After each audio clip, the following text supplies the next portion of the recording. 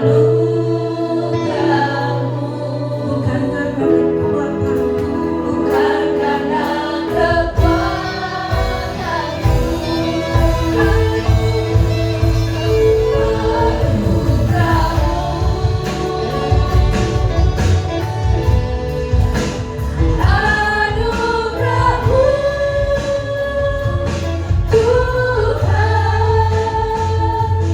kasih dan sayang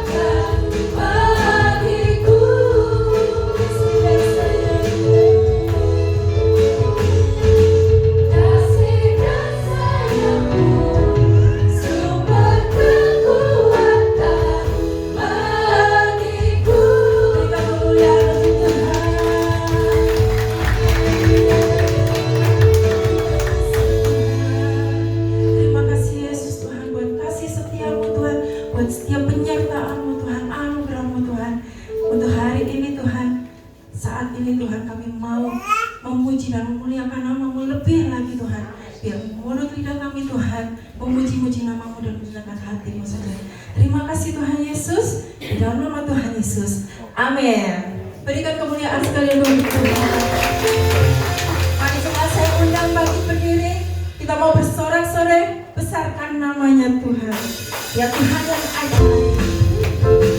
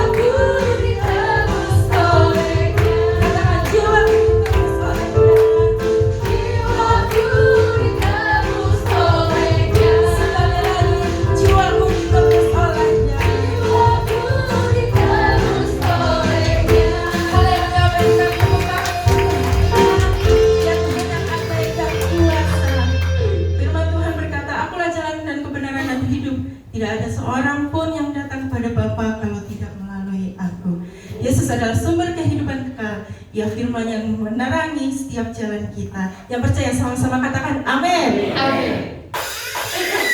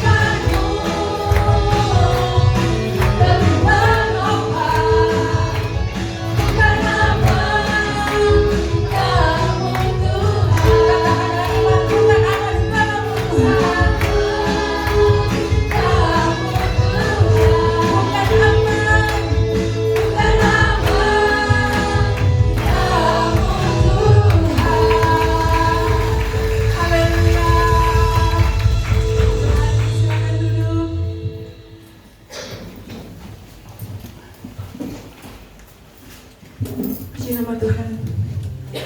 Mungkin hari-hari ini hari yang terasa berat untuk kita jalani. Seakan tidak ada jalan lagi. Terasa mustahil untuk kita lalui, terasa mustahil untuk kita kerjakan. Namun kita selalu punya pengharapan, yaitu di dalam nama Tuhan Yesus.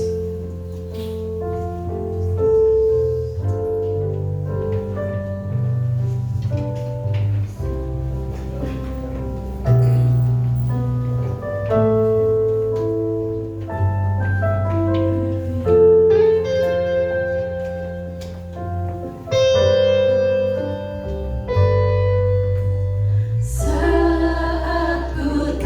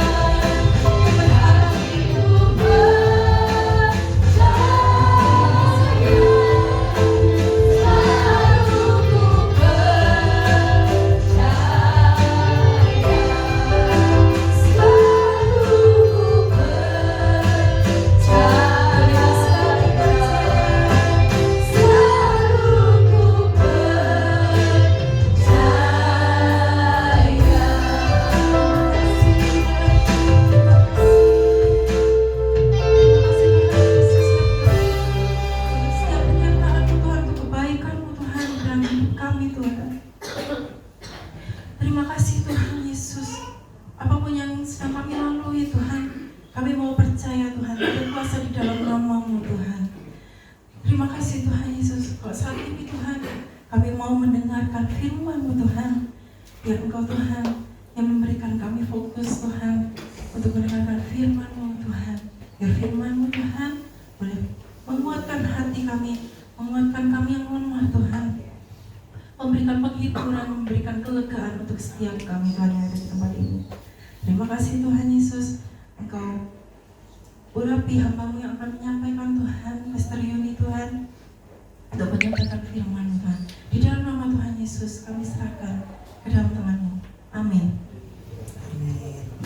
Sebelum duduk, kasih salam minimal 3 orang. Katakan Tuhan Yesus baik. Tuhan Yesus baik. Tuhan Yesus baik. Boleh duduk. Ya. Amin. Ya, silakan duduk. Ya. Shalom semua. Ya. Silakan duduk ya. Semua sehat ya. Ada banyak yang batuk-batuk. Tapi biar kita bisa konsentrasi sama firman Tuhan ya, sehingga kita tidak kehilangan berkat. Amin. Biar hati kita udah dipenuhi sukacita ya, kita udah memuji Tuhan, hati kita boleh terbuka untuk firman Tuhan. Amin. Iya, biar kita mau konsentrasi di waktu yang terbatas ini, jangan sampai terganggu ya oleh hal-hal yang di luar firman Tuhan ya. Puji nama Tuhan. Nah, saudara, saat ini saya mau membawa saudara membayangkan saudara sedang berjalan di hutan. Siapa yang pernah ke hutan? Ya, jalan ke gunung mungkin ya, melewati hutan gitu ya. Nah, jalan yang mungkin belum pernah kita lalui sebelumnya. Tetapi jangan bayangkan saudara sendiri, melainkan di depan saudara ada seorang pemandu yang sangat ahli. Wah, kalau ada pemandunya aman ya. Kalau kita naik gunung gitu, terus kita belum pernah melalui jalan setapak di gunung itu, mungkin kita bingung ya. Tapi kita bawa seorang yang pernah melaluinya ya, supaya tidak tersesat. Nah, jika kita berjalan di hutan, kemudian di depan kita ada pemandu. Nah, saudara bayangkan di depan saudara ada jalan berlumpur. Wah, kalau orang ngelewatin lumpur nih, tenggelam nggak ya aku ya, gitu ya. Khawatir ya, kalau udah tenggelam di lumpur siapa yang mau nolong. Tetapi pemimpin yang ada di depan saudara itu dengan pasti menginjakkan kakinya dengan kuat dan tepat. Nah, lalu menyuruh saudara untuk menginjak bekas kakinya ya. Jadi kalau di lumpur kan ada telapak kakinya pasti ya, ada jejak tapak kakinya. Dan saudara mengikuti jejak tapak kakinya. Ketika saudara mengikuti bekas kakinya itu, saudara aman. Ya, jangan nginjak yang lain, malah kejeblos ya. Itu pemandu yang memandu saudara. Yesus adalah pemandu kita. Ketika jalan kehidupan terasa sulit atau berlumpur, ikuti saja kakinya atau jejak kakinya. Dia sudah membuka jalan agar kita tidak tersesat ya. Di dalam kekristenan kita mempercayai dan mengakui bahwa Yesus adalah satu-satunya jalan menuju keselamatan. Ada amin? Amin. Ya. Satu-satunya jalan, seperti tertulis dalam Yohanes 14 ayat 6, dikatakan apa? Kita baca sama-sama ya. 1, 2, 3. Kata Yesus kepadanya, "Akulah jalan dan kebenaran dan hidup. Tidak ada seorang pun yang datang kepada Bapa kalau tidak melalui aku." Jadi untuk menuju surga yang dikatakan hanya ada satu jalan ya, yaitu melalui Tuhan Yesus. Dia sudah memberikan keselamatan itu melalui pengorbanannya di kayu salib ya, nebus dosa kita nih. Sehingga yang tadinya kita harusnya binasa, kita udah dapat jaminan beroleh hidup yang kekal, yaitu hanya melalui Yesus. He is the only way ya, hanya Dia satu-satunya jalan, nggak ada jalan lain. Kalau di dunia ini mungkin kalau saudara menuju kota Jakarta bisa ada beberapa jalan, bisa lewat Bogor, bisa lewat Puncak ya, mungkin ada lagi jalan alternatif gitu ya. Nah, tetapi untuk menuju surga, untuk sampai kepada Bapa hanya melalui Yesus ya. Jadi itu harus pegang prinsip kita sebagai anak Tuhan, ya. Next, terus kalau kita sudah diselamatkan, bagaimana langkah selanjutnya? Ya, keselamatan itu bisa hilang jika tidak dijaga atau dipertahankan. Ya, biasanya kalau kita udah selamat, wah, saya nih aku pasti masuk surga.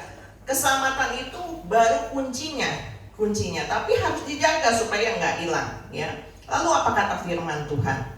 Ya, hari ini saya mau membawakan firman Tuhan tentang following His steps, artinya ikuti jejaknya Tuhan.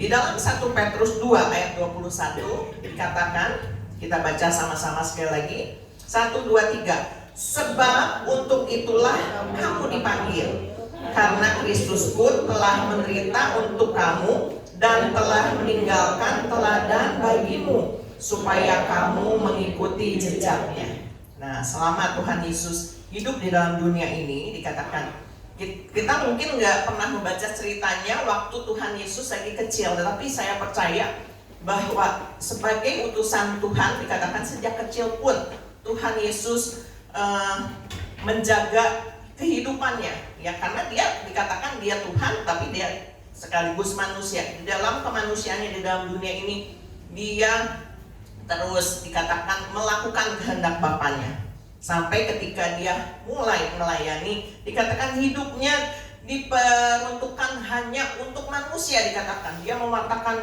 kabar baik supaya setiap orang yang dikatakan mendengar kabar baik itu diselamatkan, ya.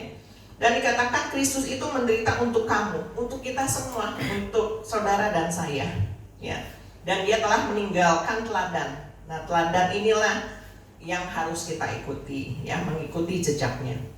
Ayat ini mengingatkan panggilan hidup kita bukanlah mencari kenyamanan. Ikut Tuhan Yesus nggak nyaman, ya. Kita dipanggil, dikatakan menderita. Menderitanya bukan karena dosa, ya saudara. Ada ayat lain mengatakan biarlah kita juga mau memikul salib, dikatakan. Tetapi bukan karena menderita karena dosa, perbuatan dosa kita. Dosa kita tuh udah ditebus, jadi jangan berbuat dosa lagi. Tetapi kita dipanggil untuk hidup taat, sabar menanggung penderitaan karena kebenaran, dan meneladani Yesus yang tetap mengasihi meskipun harus menderita. Itu berat. Nah, itu yang namanya penderitaan, saudara, ya. Memikul salib itu dikatakan sekali lagi bukan karena kita menderita nih akibat dosa gitu, enggak. Tetapi tadi untuk kita hidup taat dan sabar menanggung penderitaan. Di Perjanjian Lama, di zaman raja-raja, kalau saudara pernah membaca, ya, kita sering menemukan kata gini, mengikuti jejak siapa. Contohnya, ya, di dalam 1 Raja-Raja 22 ayat 43 dikatakan ia hidup mengikuti jejak Asa ayahnya. Ia tidak menyimpang daripadanya dan melakukan apa yang benar di mata Tuhan. Itu banyak tercatat di dalam kitab raja-raja, di mana ketika seorang raja mangkat meninggal, anaknya menggantikan. Dan biasanya dikatakan gini, anaknya itu mengikuti jejak ayahnya. Kalau ayahnya benar, dikatakan anaknya benar. Kalau ayahnya jahat, anaknya jahat. Tapi ada juga yang memang sudah ditentukan Tuhan, dipilih Tuhan, dikatakan ayahnya jahat, anaknya baik. Tapi ketika saya gali dan baca, dikatakan anak ini mengikuti, dikatakan didikan neneknya, ataupun ada seorang imam yang menuntunnya. Manusia perlu tuntunan, perlu teladan, ya. Di dalam rumah pun seorang anak biasanya mengikuti teladan orang tuanya, ya. Siapa ayahnya, anaknya nggak jauh. Siapa ibunya, anaknya nggak jauh sifatnya, gitu, ya. Mengikuti teladan. Tetapi kita setiap orang yang percaya kepada Tuhan Yesus, kita percaya kita punya teladan baru yang harus kita ikuti, yaitu Tuhan Yesus. Amen. Mengikuti jejaknya. Karena kalau kita mengikuti manusia nggak sempurna, kan? Kita misalnya dalam keluarga juga nggak semua keluarga sempurna, gitu, ya. Tetapi biarlah kita mau mempelajari saat ini bagaimana mengenal jejak Tuhan yang harus kita ikuti. Arti dari mengikuti jejaknya. Jejak itu adalah tapak kaki yang ditinggalkan seseorang agar jalannya bisa ditiru oleh orang lain. Yesus meninggalkan teladan yang sempurna dalam hal kesabaran, ketaatan kepada Allah Bapa, dan kasih. Itu yang terutama, ya. Mengikuti jejaknya berarti meniru cara dia merespon kehidupan sehari-hari, terutama ketika kita mengalami hal yang tidak adil. Ya, kalau hidup fine aja, senang, yang kita langkahnya terasa ringan dan enak aja kita mengikuti gitu ya. Tetapi ketika kehidupan terasa sulit, mungkin untuk dikatakan mengikuti jejaknya Tuhan Yesus kadang berat, hidup aku aja berat gitu ya. Nah, tetapi kita mau belajar pada pagi hari ini dari teladan Tuhan Yesus. Kita akan baca terlebih dahulu di dalam 1 Petrus 2 ayat 22 sampai yang ke-24 ya. 1 Petrus 2 ayat 22 sampai 24. Saya akan bacakan. Dikatakan ia tidak berbuat dosa dan tipu tidak ada dalam mulutnya. Ketika ia dicaci maki, ia tidak membalas dengan mencaci maki. Ketika ia menderita, ia tidak mengancam, tetapi ia menyerahkannya kepada Dia yang menghakimi dengan adil. Ia sendiri telah memikul dosa kita di dalam tubuhnya di kayu salib, supaya kita yang telah mati terhadap dosa, garis bawah itu ya, hidup untuk kebenaran. Oleh bilur-bilurnya kamu telah sembuh. Jadi hal yang dikatakan bisa kita teladani atau belajar dari teladan Tuhan Yesus, yang pertama adalah tadi di ayat 22, tidak berbuat dosa. Yesus tidak pernah berbuat dosa karena Dia sempurna. Kita manusia nggak sempurna, tetapi kita sudah ditebus oleh Tuhan. Kita mengikuti jejak kakinya. Dikatakan kita tadi tidak berbuat dosa lagi.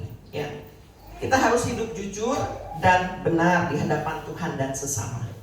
Saya percaya jemaat semua yang mengasihi Tuhan pasti akan terus berusaha hidup jujur dan benar di hadapan Tuhan. Amin. Amin. Harus jujur dan benar dalam hal mulai dari perkara kecil, ya.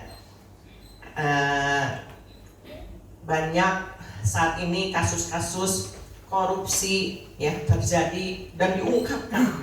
Mungkin pertamanya ya gitu ya, karena mencoba hidup, yang lain melakukan gitu, nggak apa-apa aku melakukan, kecil mungkin korupsinya gitu, lama-lama jadi besar. Ya jangan kompromi saudara. Dosa sekecil apapun jika ditutupi suatu saat akan terbuka, kebenaran akan dinyatakan. Ya, jadi tidak berbuat dosa.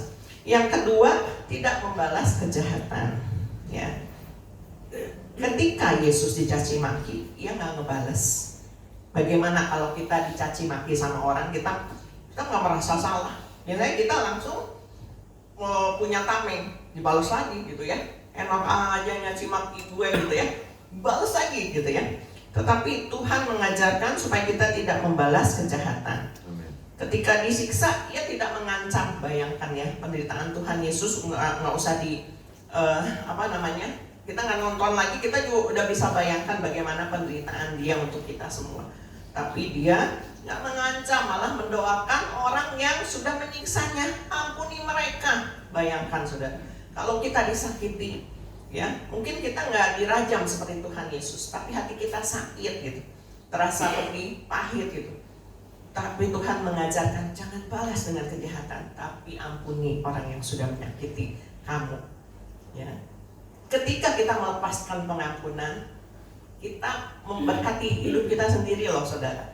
Ya, dan itu juga ada banyak pengalaman, termasuk juga saya. Ketika saya melepaskan pengampunan, itu membuat saya lebih sehat, lebih damai sejahtera, lebih senang. Ya, dicoba ya. Di sini nggak ada yang punya musuh kan? Nggak ada, sip gitu ya. Jadi kalau yang masih belum mengampuni, coba nanti pas pulang ke rumah, ya. Biasanya orang kalau udah sebel ya nggak mau natap mukanya, ketemu aja nggak mau, apalagi misalnya ngelihat lagi, misalnya fotonya aja nggak mau gitu ya. Jauh gitu ya. Tetapi dikatakan kita tidak membalas dengan kejahatan. Amin. Amin. Yang ketiga, berserah penuh. Yesus menyerahkan penghakiman kepada Allah yang adil. Saat kita disakiti, kita menaruh kepercayaan penuh bahwa Tuhan melihat dan memegang kendali. Jadi nggak usah kita yang istilahnya mikirin, wah dia harusnya dihukum seperti ini gitu ya. Enggak. Tetapi kita serahkan sepenuhnya kepada Tuhan, malah kita punya belas kasihan. Ketika seseorang belum menerima keselamatan, dia udah menyakiti kita, dia belum mengenal kasih Tuhan Yesus, kita punya belas kasihan malah didoakan gitu ya. Jadi berserah penuh kepada Tuhan. Penerapannya dalam hidup sehari-hari, karena tadi ya, tidak berbuat dosa, nggak membalas kejahatan, berserah penuh.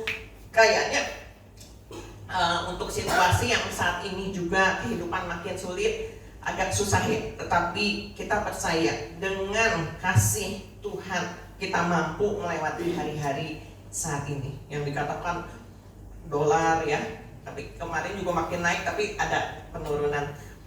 Saya suka ikut nonton berita, tapi saya nggak mau mengikuti, maksudnya gini, nggak terlalu gimana ya, kalau nggak bikin khawatir kan gitu ya. Jadi saya jalani apa yang ada sebagai ibu rumah tangga, ya punya uang belanja segini, saya cukupkan untuk belanja. Jadi nggak mikirin tuh gimana dolar ya. Tapi kadang-kadang suka ngikutin, kayak kemarin juga emas itu, suami saya yang suka ngikutin gitu ya. Saya hanya bisa Tuhan tolong di masa sulit ini kami bisa makan pun itu bersyukur, betul ya, nggak kelaparan gitu. Kemarin juga di kaum wanita banyak kesaksian ya, di mana pertolongan Tuhan akhirnya banyak juga yang bisa melewati masa-masa sulit dan masih ada sampai sekarang. Berarti kan itu kebaikan Tuhan yang memelihara umatnya ya.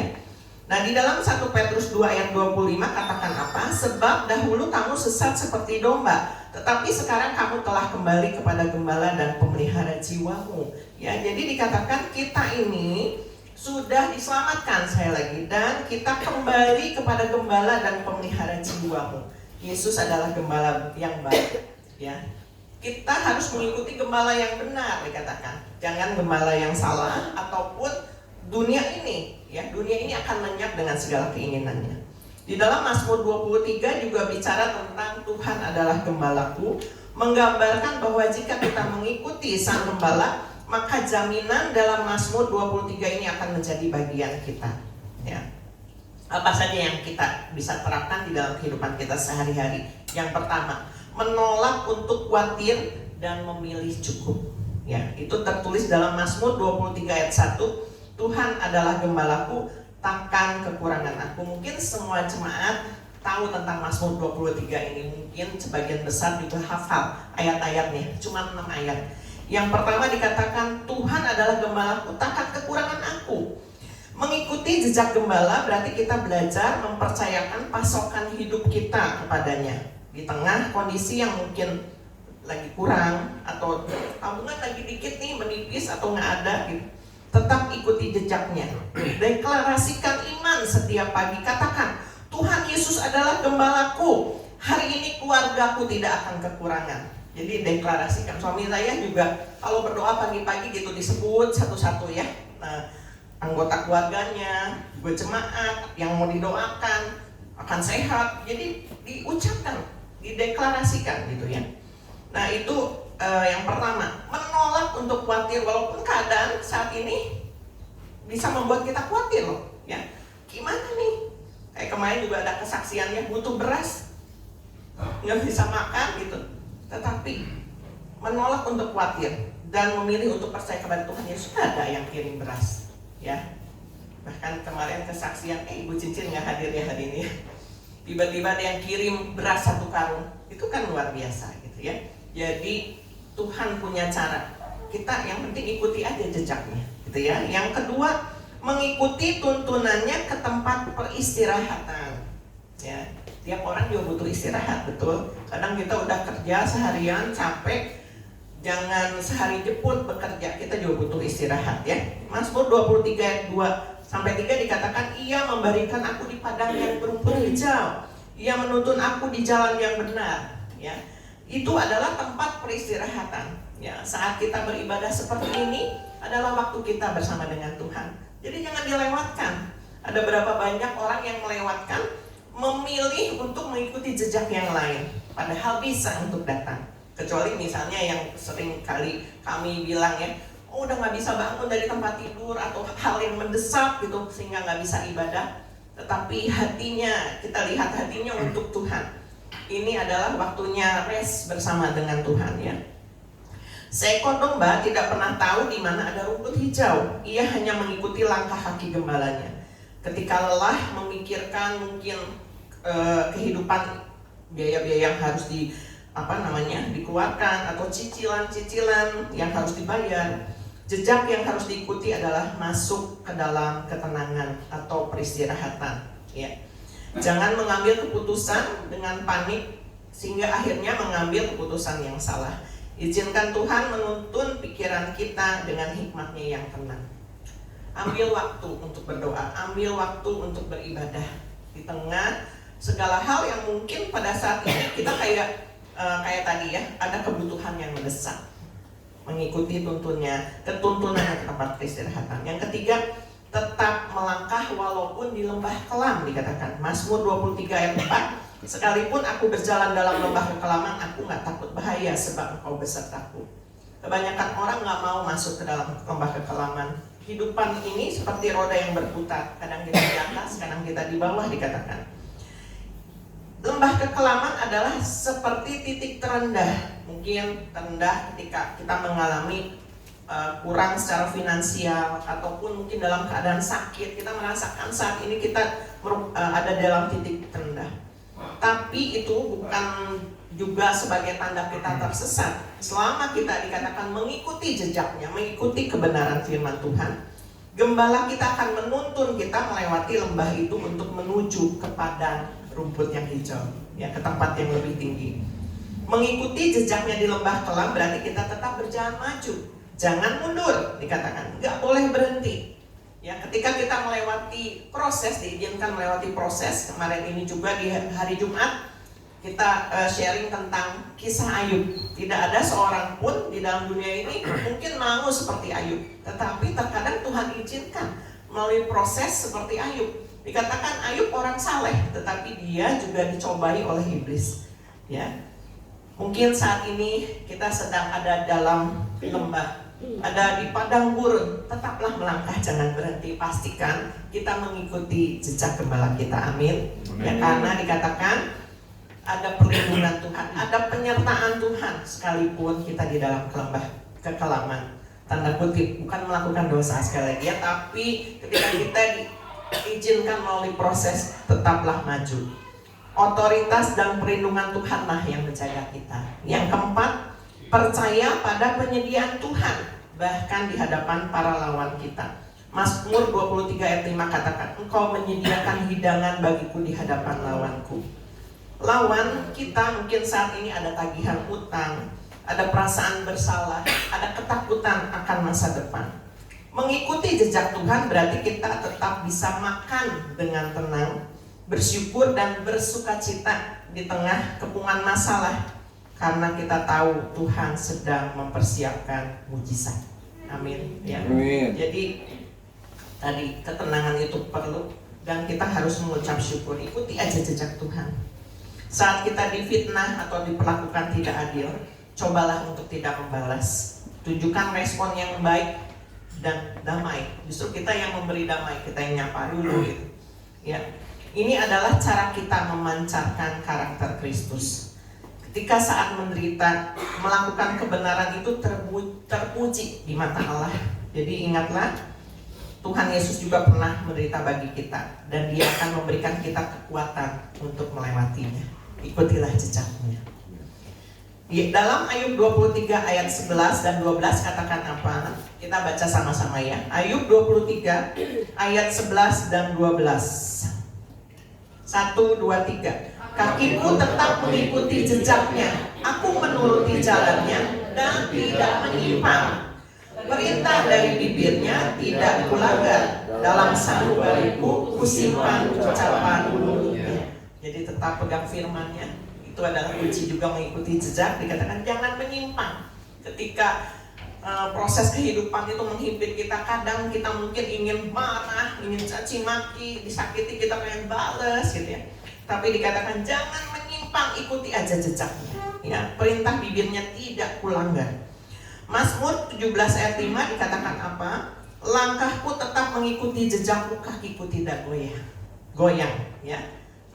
Kuat, biar kita mau terus dikuatkan oleh Tuhan melalui firman-Nya, melalui persekutuan seperti ini. Jadi lebih banyak ambil waktu bersekutu dengan Tuhan ya, amin. Terus berkomitmen untuk terus mengikuti jejaknya. Maka akhir dari perjalanan bukanlah kehancuran. Perjalanan akhir kita bukan kehancuran saudara, tapi keselamatan. akan kita peroleh. Apa yang tertulis di dalam Mazmur 23 ayat 6 juga tentang kebajikan dan kemurahan belaka akan mengikuti aku seumur hidupku. Itu menjadi bagian kita untuk setiap orang yang mengikuti jejak Tuhan. Amin. Amin. Ya, percaya ya bahwa kemurahan dan kebaikan Tuhan akan mengikuti aku. Ya, makanya sering-sering katakan Tuhan Yesus baik, walaupun keadaan nggak baik, katakan Tuhan Yesus baik supaya kita ingat, kita fokus tiap hari tuh kita ngikutin jejak siapa gitu.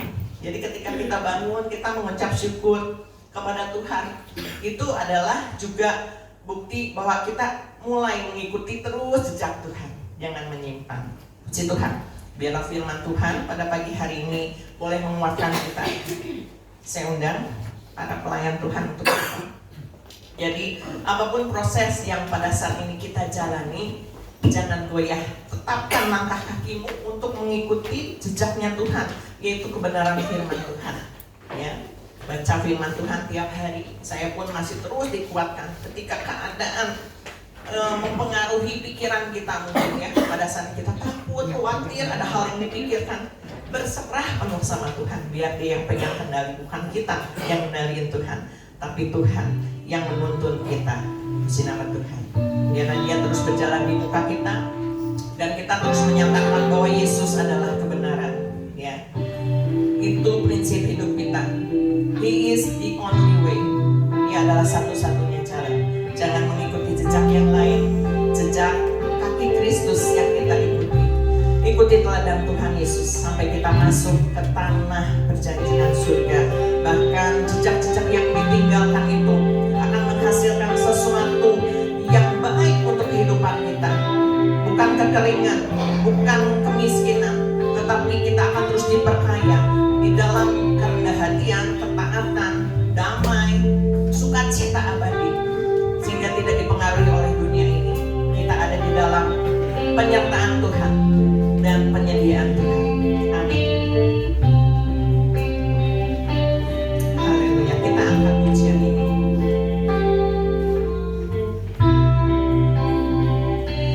Yesus, Kau kebenaran yang menyelamatkanku. Kau memberikanku hidup dan pengharapan.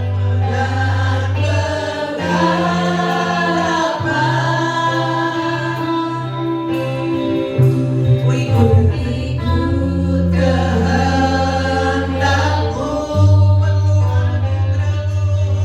perlu anugerahmu yang menyatakan janji-Mu, menyatakan janji-Mu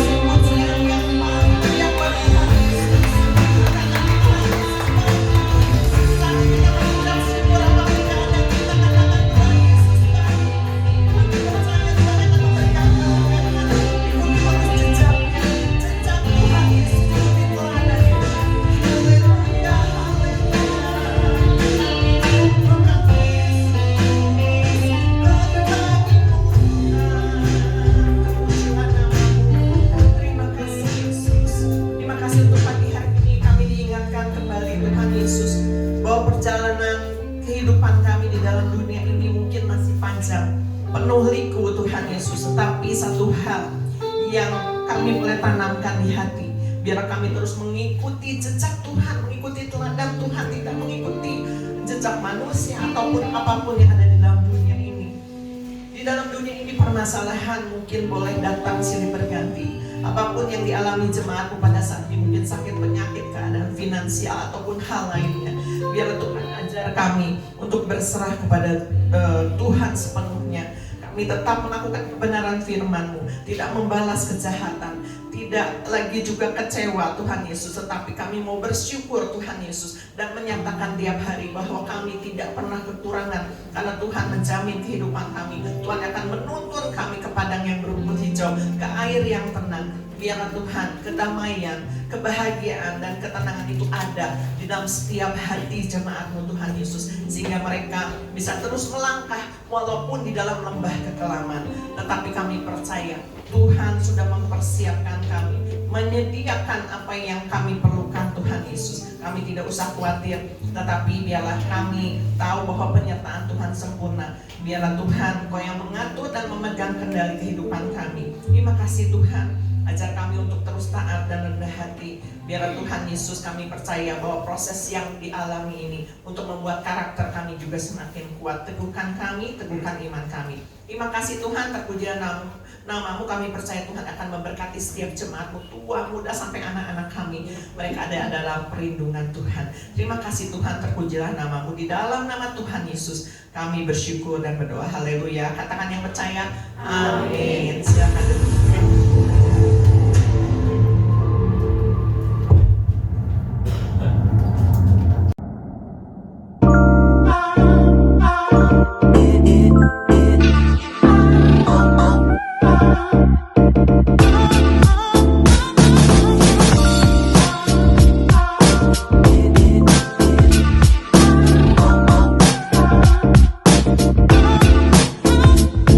Good morning GBS Calvary Sukabumi, welcome home. Selamat datang di ibadah GBS Calvary Sukabumi. Senang sekali bisa bertemu dan berfellowship dengan Anda sekalian. Bagi Anda yang baru pertama kali hadir di ibadah GBS Calvary Sukabumi, welcome. Kami senang sekali Anda dapat hadir beribadah bersama kami and be a part of our family. Tadi kita sudah mendengarkan firman Tuhan. Biarlah setiap firman Tuhan yang kita dengar bisa menjadi rema bagi setiap kehidupan kita. Setiap hari Rabu kita ada doa puasa jam 5 sore di GBS Calvary Sukabumi. Jangan sampai lewatkan doa puasa ini agar kita bisa terus menjadi penopang bagi gereja GBS Calvary Sukabumi. Lalu hari Kamis depan kita ada House of Blessing. Kita akan pergi bersama-sama ke House of Blessing jam 5:30 sore. So, make sure bagi Anda yang mau join dan berkumpul bersama kami untuk menyenangkan hati Tuhan Yesus, hadir tepat waktu ya. Bagi para kaum pria, hari Jumat depan kita ada Calvary Men. Yuk mari berkumpul untuk menjadi pria sejati yang cinta akan Tuhan Yesus. Calvary Men akan diadakan di GBS Calvary Sukabumi jam 5 sore. Untuk Jumat malamnya kita ada Midweek Worship di YouTube channel GBS Calvary jam 8 malam. Don't forget to subscribe dan nyalain notifikasi YouTube channel GBS Calvary agar Anda tidak ketinggalan setiap program yang ada di gereja kami. Dan untuk para teenagers, youth, college, and young adult, hari Sabtu depan kita ada Calvary Youth jam 5 sore di GBS Calvary Sukabumi. So, don't miss it out. Kita ada program spesial juga loh, yaitu WFH alias Worship from Home.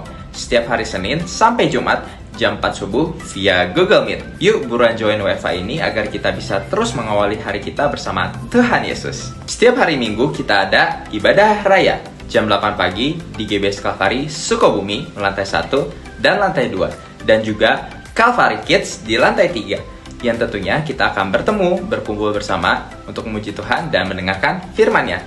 So, I shall guess there. 2 Korintus 9 ayat 7 berkata, hendaklah masing-masing memberikan menurut kerelaan hatinya.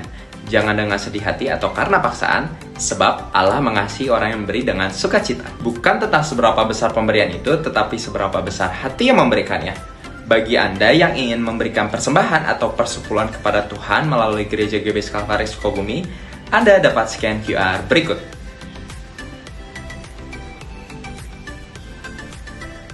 Atau transfer ke nomor rekening berikut ini.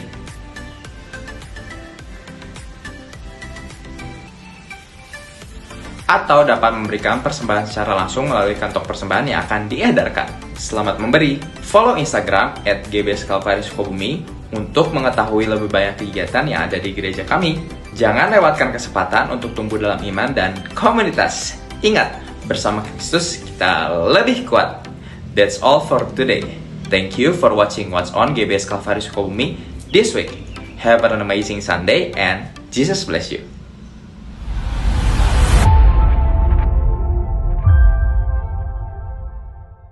Setiap pagi dengan semangat yang baru, amin. Karena dikatakan Tuhan memberikan rahmat itu tiap pagi, jadi kita ambil. Walaupun saat ini keadaan mungkin Anda suka kurang fit gitu ya, kami juga Bapak Gembala lagi agak kurang fit nih, tapi kita harus semangat ya untuk mengambil rahmat Tuhan itu tiap pagi supaya kita nggak kehilangan berkat. Selamat menjalani hari ini dengan penuh sukacita. Amin. Ya, Tuhan menyertai kita semua. Haleluya. Kamis jangan lupa yang mau ikut HOB daftar dulu. Yang Rabu bukan mau ikut doa, saya sarankan semua bisa ikut doa. Yang bisa datang ke tempat ini. Ya, kita mau memuji dan menyembah nama Tuhan, berdoa kepada Tuhan. Dan juga jangan lupa Jumat ini juga ada Midweek Worship Community yang kita bisa tonton di YouTube channel GBS Kalvari. Yang belum subscribe atau belum follow ya di YouTube channel GBS Kalvari jam 8 malam. Kita berdoa sekali lagi untuk persembahan. Terima kasih Tuhan untuk pagi hari ini. Tuhan memberkati kehidupan kami dengan kekuatan yang baru, kesehatan.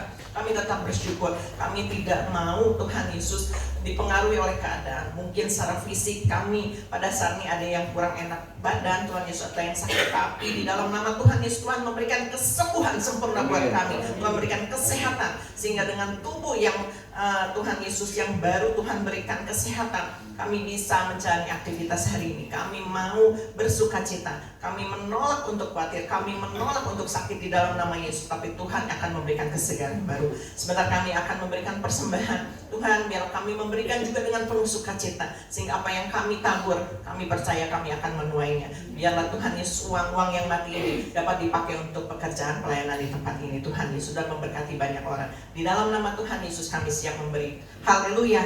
Amin.